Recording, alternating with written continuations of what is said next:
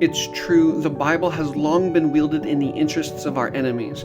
But here at Faith in Capital, we believe the scriptures can serve as a weapon for the people. Hello and welcome. You are listening to another episode of Bible in Red.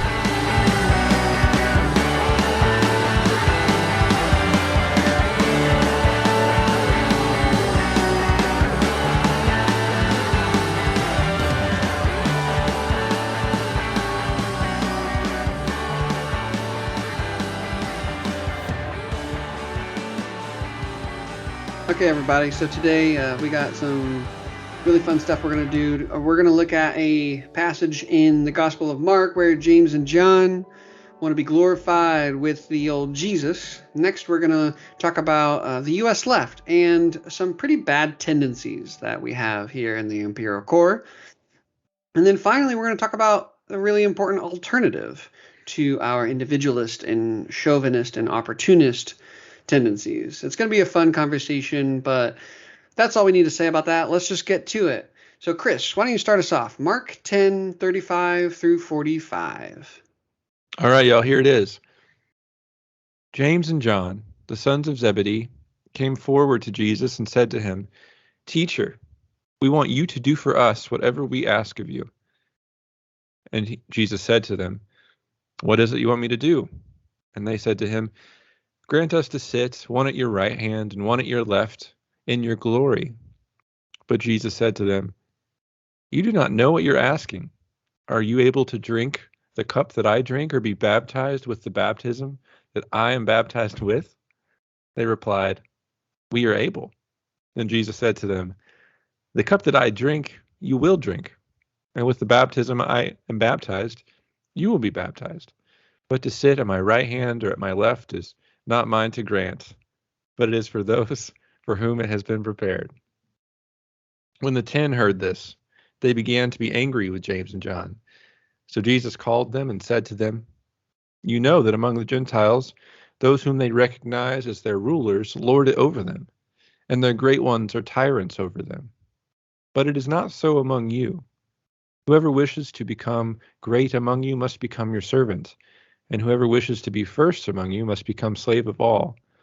For the Son of Man came not to be served, but to serve, and to give his life as a ransom for many." Here ends the reading. All right. So, as we said, generally we do want to talk about combating individualism, commandism, and this liberal conception of history, this great man of history. But let's go ahead and start with a little teasing out, a little reflection of this passage. Let's walk through it. So, Chris, James and John, how you feeling about them? Well, in verse 35, they demand of Jesus to sit on his right and left side, 35 through 37.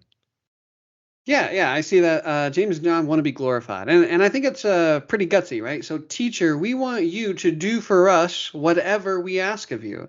So they're really pulling out all their guns right now.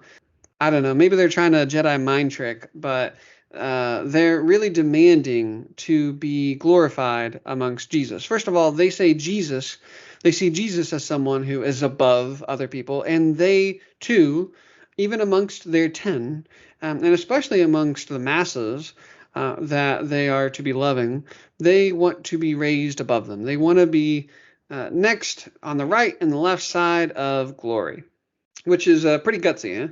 So out of all the people, Jesus, that you know, that you've ever met, we want to sit at your right and your left. Can you imagine? Yeah, it's pretty bold, and you probably have your head stuck pretty far up your ass if you're going to ask Jesus that. that's my assumption of them so far. So verse 39 is interesting, right? Verse 39. Yeah, Jesus asks, "Can you drink the cup that I drink? Can you be baptized the way I'm going to be baptized?" And they reply, "Yes, we can. Of course we can." Because they don't understand exactly what's going on. Yeah, they're like, "Oh yeah, no problem. Oh, that's easy." Yeah, the cup that Jesus is talking about, those of us who are reading the Bible thousands of years later can point to the death, the gruesome death that Jesus is going to die. And these early disciples can't see where the story is going. Mm-hmm. So they say, yes, of course, we're able to drink this and be with you and have all the power and the prestige that you have. Yeah, they're like, oh yeah, I can put back a brewski. Baptized. I mean, I just talked to John the other day, but I guess we can go see him again. No, sorry, bad joke. Yeah. So they think that they can run with Jesus, and Jesus is basically, okay, well, actually, you will die. You will drink from the same cup, and you will be baptized in the same manner. But verse 40, it gets interesting. He says, but to sit at my right hand or at my left is not mine to grant, but it is for those for whom it has been prepared. And yeah, it's an interesting point right here, right? Jesus seems to be saying that I'm not interested in glorification, but those who will be glorified will be glorified. Yeah, or at least the one who is called the Messiah, which is a pretty big deal, says, you know what? The one who decides that kind of shit is way above me. Mm, So Jesus shows a kind of humility, a kind of selflessness in this moment, because realistically, he could vie for power. He could have a significant amount of power and influence. He could command masses to do all sorts of things. But instead, he moves forward with humility, saying, mm. those who are lifted up, I'm not the one who decides that. So James and John are looking for a seat, a little spotlight, a piece of the pie next to the throne, and Jesus is like, you know what? That's not where my head's at, and I really don't know what's going to happen, and nor do I really care. Whatever happens around the throne happens around the throne, I guess. Right. Yeah, And like you'd imagine, whenever these two among the 12 try to elevate themselves, the other 10 have kind of a problem with that. It makes them angry. absolutely right. When the 10 heard this, they began to be angry with James and John, and so you got the posse that's being divided. There's contradiction among them, and it's unnecessary contradiction. There's an opportunist, these chauvinist attitudes and practices of James and John are causing division within the 10, or I guess within the 12. Right. So then verse 42 continues, Jesus called all his disciples together and says that you know that among the Gentiles, those whom they recognize as their rulers lord it over them, and their great ones are tyrants over them. So essentially, you're being just like the rulers, just like the tyrants. We could probably say just like the bosses, just like the landlords, just like the monopolists. So they're bringing the ideology and the practices and the habits of the rulers of the world into their community, into their organization, into their work. And Jesus is trying to combat those tendencies that might be dominant within society, right? The dominant ideology will be seen coming from the rulers. All right, everyone wants to be the rulers who lord it over the others. Everyone wants to be the great ones who are the tyrants over the other. That's the most common vision of God. That's the most common vision of authority. It's the most common vision of how to relate to other people. And yet Jesus wants to push back against that and says this ideology of tyranny has no place within our community, within our struggle.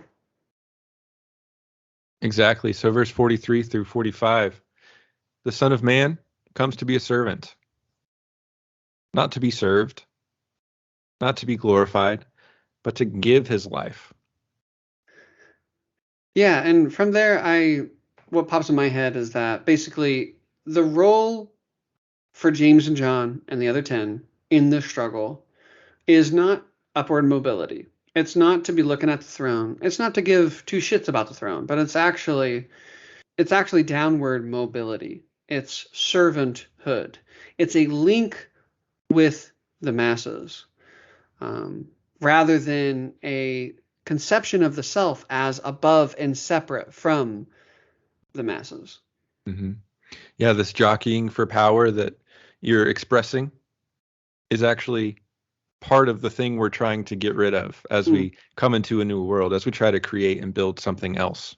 yeah, yeah, It is and part of the problem. yeah. Instead of trying to seize power over the people, you should be trying to serve the people. That is your role in the struggle for salvation. Yeah, Mm-hmm. Mm-hmm. excellent. Well, cool. Yeah, this is a really interesting text. I think it can push against individualism, definitely commandism, and this great man of history tendency of liberal and idealist conceptions of history. Okay, so we have the scripture, right, that combats individualism. I think it really resists chauvinism. It definitely pushes back against this obsession with becoming glorified, or liberalism's great man of history. And it offers in a different direction for those who want to be following Christ, right? This direction, this path of servanthood, this direction, this path of downward mobility, as opposed to trying to become lords over others or tyrants or governors above other people, right? Disconnected from the people rather than, again, serving and becoming one with those who Jesus is calling us to love. So let's go ahead and turn to the broadly US left, right? This is including pretty much everyone who thinks of themselves as left. I don't really find the U.S. left or the U.S. right too helpful because it's just kind of endless. I mean, is Bill Clinton, is Kamala Harris part of the left? Obviously, I mean, not our left, but generally, let's just talk about this, the individualism that plagues the U.S. left. Right. So we think that this admonition of Jesus to become a servant of the masses, of the people, needs to be heeded by both Christians and communists. Not that communists need to care that much about what Jesus says if you don't want to, but this insistence on becoming a servant, of losing your life ultimately, is critical. And this individualism that plagues the U.S. left, it's both a problem for us as individuals, and it's a problem for our organizations and the ways we relate as comrades. So as individuals, one of the things we see is like a hyper obsession with being online, being Mm-hmm. on social media, having the best take, taking down other takes. Hot take. Hot take of Right. that. Hot take down of that hot take. But I mean, you should love Faith and Capital's takes online, though. Yeah, We're so never wrong about things. that's hilarious. Yeah, and I think that's a great point, Chris, because everyone, oh God, the US left is on Twitter and on Instagram, and we are destroying ourselves. We are wasting so much time. And our individualism, our obsession with being perceived as right, as it's like radical, or being perceived as a revolutionary in the imperial court when there is no revolutionary movement. It's really destructive. It's this emphasis on my Twitter and my Instagram bio, and what I've read, right? My book list that I've posted, or the tweets that get shared and retweeted.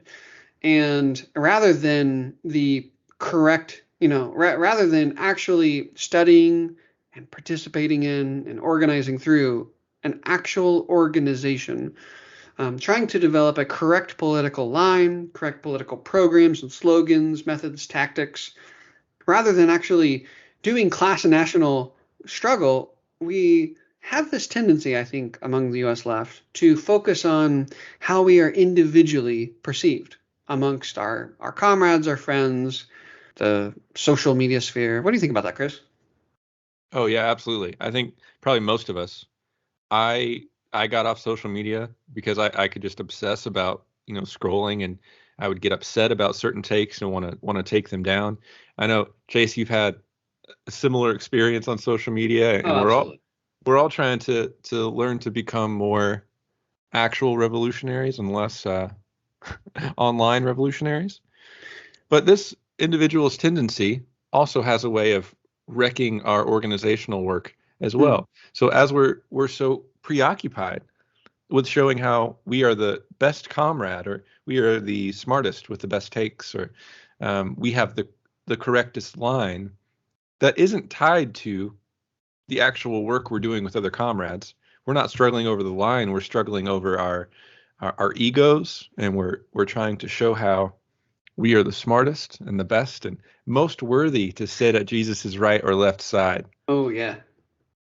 Yeah, I think that's a great point. And one of the ways I think individualism shows up in our organizations and in our communities is the resistance to critique, right? So, Chris, if if you brought a political line, if you brought an analysis to an organization that we were in, and I critiqued it, and I said, actually, I think that is a dogmatic line, and I think that's a commandist line, right? A general, what we might call a ultra left line, and I think you're wrong. Um, Unfortunately, I think there's this tendency within us to take it personally. But criticism and self-criticism is not about your personal politics. To me, it doesn't matter. Like I give two shits whether someone in the same organization or someone in the same community critiques me or I critique them. It's not about critiquing individuals, although sometimes individually, in terms of character, we can be out of line and can be out of hand.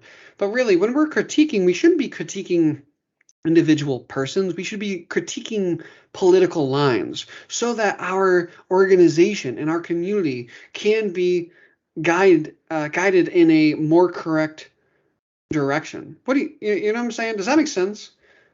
Yeah, I think so. So the person who is preoccupied with their own position Yes. and their own ego Yes. has a problem taking criticism Hmm. because I mean how could I possibly be wrong? I'm the smartest and I'm the best. And they have a problem giving criticism because they want to criticize to tear others down. But the person who sees themselves as a servant of the masses wants the organization to have the correct politics because they want to serve the people. They want to do the best they can for the people. And that's what we should strive for, don't you think?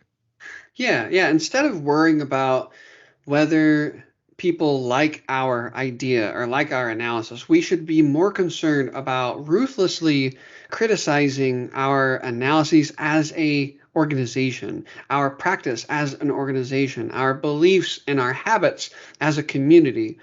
Again, rather than hyper focusing on, well, who said what, quoting the right person, or again, attaching your individual identity to a particular line. But unfortunately, on one hand, as Marxists, we might say, neoliberalism dominates us ideologically. Our superstructure in terms of our religious practices and beliefs here, our political and cultural tendencies here, everything about life within the US, our cultural and our religious and our social and political ideologies drives us towards being consumed with ourselves individually, being perceived a certain way, performing a certain way, identifying a certain way, rather than again this alternative. And so, Chris, before we move to the last part, do you want to say anything? Do you have anything else to say about this tendency, this error among the U.S. left to focus on individual identity, individual politics, as opposed to an organization or a collective's class struggle? The fact is, the US left is really weak, and we have failed to make revolution. We have failed to right the wrongs that have been done. And so we should move forward with a sense of humility Mm, because we clearly don't have things figured out. And the first lesson I think we need to learn is that how we identify individually doesn't mean a thing mm. apart from the organizations and the struggles that we embed ourselves in, apart from the masses that we embed ourselves in. So Chase, if how we identify individually doesn't mean anything, what does? Yeah, so instead of worrying about our individual theory and our individual practice, we have got to start turning our entire energy, our entire focus, our entire posture towards our organization's analysis and our organization's practice. Because it is through organization rather than this perceived individual spontaneity that we can actually come to correct analyses and transform the world. So yeah, so I think rather than focusing on our individual Twitter and Instagram bios or making a name for ourselves individually, we have got to focus on, does the organization or the community in which we are a part of, do we have a correct understanding of what is happening to our community, what is happening within our country or our world? And Do the methods and tactics and the strategies, do they actually align with the material reality, or are they disconnected and random and idealist? So yeah, I think we need to combat this identitarianism, this individualism, and put back at the center political struggle, right? Class and national struggle for liberation, which is, again, this is a political struggle through organization as opposed to individual performance. Yeah, indeed. And as we're thinking about becoming servants, one of the things that's at stake here is the idea of history and how we understand it. There Mm-hmm. are those who call themselves Marxists who may not have a Marxist understanding of history. So, a Marxist, a dialectical, historical understanding of materialism, of history, would say what, Chase?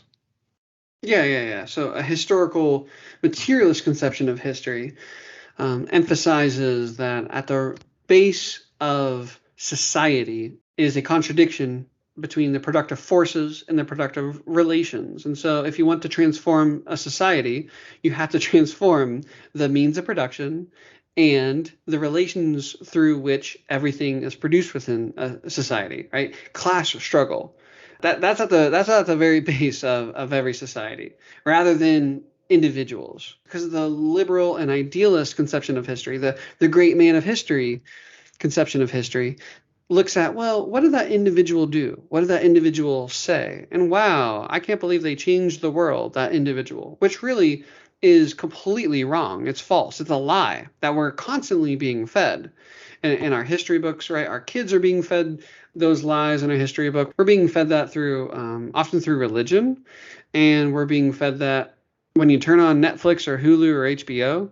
So yeah, I think that the historical materialist conception of history really goes against this obsession with individual identity and the longing that we see in our text from James and John to become above the people, to become glorified above the masses. Yeah, that's a good way to put it. So, James and John come with an idealistic understanding of what's really going on, and what we're proposing is a materialist one. So, for example, Abraham Lincoln didn't free the slaves. Bum bum. Oh God, that was a shocker. For some people, it might be, though. No, the contradictions in society moved to a place where, as they struggled against one another, capital had to evolve, and enslaved people participated in their own liberation in ways that are often overlooked. But Yeah, instead of thinking about these individuals who made such a great impact on history, dialectical and historical materialism talks about the masses, talks about class struggle as the maker of history rather than superhuman individuals.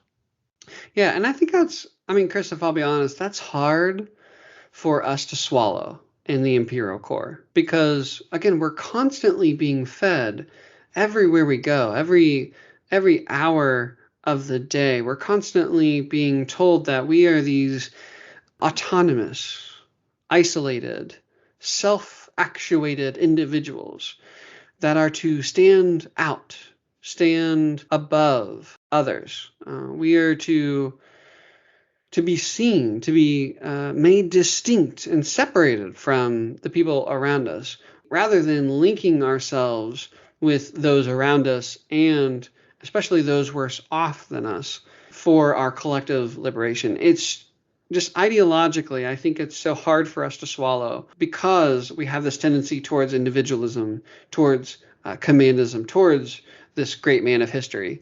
But I think our text today really, again, pushes us against that towards servanthood. It compels us in a downward mobility to those that we are called to love. And I think in general, we can see how individualism and chauvinism just crushes our attempts at organizing, our attempts at doing anything meaningful in our communities. Absolutely. And remember that this idealism, this individualism, this chauvinism, these are characteristics of the enemy and of bourgeois ideology that we have to rid ourselves of. They're not consistent with a communist ethic and mode of thinking. Yeah, that's the cool part, right? In verse 42, right? You know that among the Gentiles, those whom they recognize as their rulers lord it over them, and their great ones are tyrants over them. So I love that aspect of the text where it seemed like, Jesus was saying, listen, this is the ideology of society. This is the dominant ideology. And yet we need to internalize a counter ideology. And for us as communists, of course, that means ideology of the proletariat, one that emphasizes class and national liberation. Cool. All right. So Chris, let's go back to the text just for a little bit longer here and see, where do you and I interpret and read this text taking us? Well, the critical thing I think that Jesus is trying to get across is that to go on this journey with him, to join him in the kingdom of God building, we've got to become servants of the people. We need Mhm. to let go of our own position, our own ego, all of the things that make us want to be above others, that aren't just part of the economic and political system, but they're also part of the ways we think and the ways we move in the world. And even as we call ourselves communists and Christians, they are still within us, and we need to battle with them. Call it spiritual warfare if you want to. But the critical thing is to link ourselves with the masses. Mm. Yeah, so verse 45. For the Son of Man came not to be served, but to serve. We might say, not to be glorified, but to glorify. Not to be raised up, but to raise up. To link ourselves with the masses of exploited and oppressed peoples. To emerge ourselves within our own communities, with our loved ones, with our neighbors, with our coworkers. I also feel like this text beautifully combats that tendency, that desire within us that pushes us to become separate and above, and instead pushes us to seek to serve, to seek to partner with and become one with those we are called to love. Absolutely. And let's remember, I mean, the rest of the story of Jesus. We know where this road goes. We've read the rest of Mark's gospel, right? We know what happens to Jesus.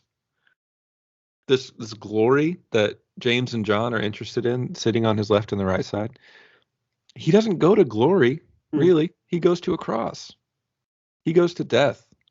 This road leads to death. mm. Are you Yeah, sure you want to do this? yeah, I think that's a great word for anyone who is currently organizing or is really interested in actually participating in trying to transform the world, not through like bourgeois, electoral means, voting every 4 years. This work, I think, is going to take great sacrifice of ourselves. And we will not be the first to give our lives to the struggle. And it cannot be about whether someone's name is remembered or not. I think about the millions and millions of people who have given their lives for liberation against colonialism, for the struggle against patriarchy, for the realization of socialism and the end of capitalism across the world.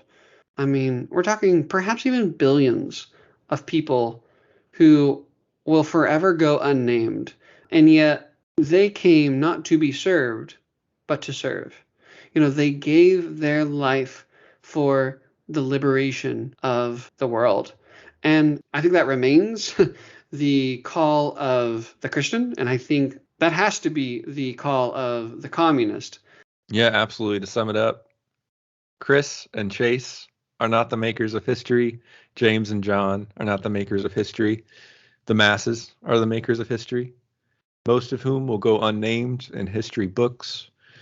The masses of peasants and workers of China, of the Soviet Union, will be forgotten. Their names will be forgotten, but they entered into history. They actually transformed. They actually made a difference in history. They participated in the struggle for salvation. Yeah, so we all have this tendency within us and within even our organizations to prioritize the advancement of the individual, the glorification of the individual. But I think our text today, James and John, teaches us this lesson that we need to combat our individualism within us, the chauvinism within us. And we also need to combat individualism and chauvinism and the liberal celebration of the great man of history within our organizations. Because it doesn't, again, matter what you post on Twitter or Instagram, and it doesn't even matter what you individually do if you think you have like activist street cred, right? What matters is, do our organizations and our communities, are we contributing collectively to the struggle for emancipation from capitalism, emancipation from colonialism, actually historically in the world, rather than in our Twitter bios and Instagram stories? That's right, y'all. Let's become servants together as communists and as Christians.